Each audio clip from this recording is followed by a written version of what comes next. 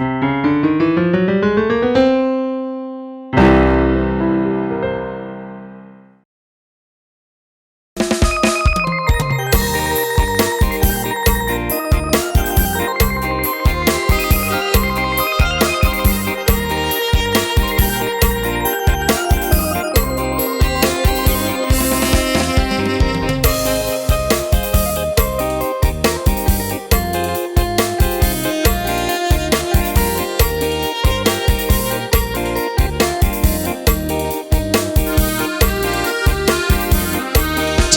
ยู่แสนไกลแต่ใจยังควรฝันหาคิดพบหน้าลุงป้า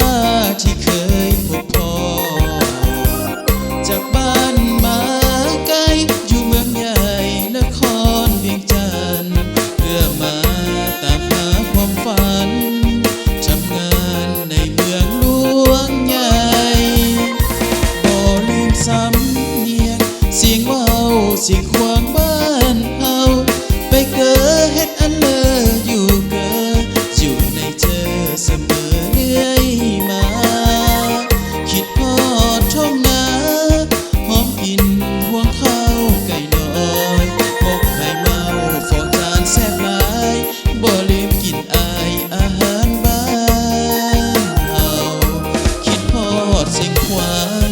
เป็นแดนวิมานเขาสาทัศนีฟังใจเรื่อยมาได้สัมผัสมาแต่ยามเยาว์วัยลมเย็นซื่นใจหอมกลิ่นดอกไม้ดอกจอมดอกคายนกแอ่นตุ้มแจ่วบองแซ่บหลายอยากหวนขึ้นไปเสียงควางบ้า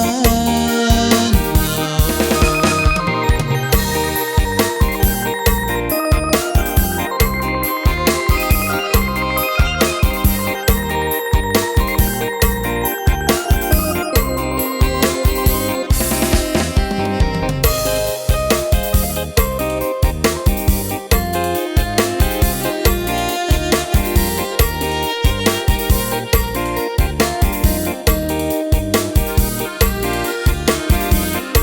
คิดฮอดเสียงควาง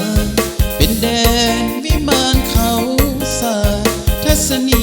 ฟังใจเรื่อยมาได้สัม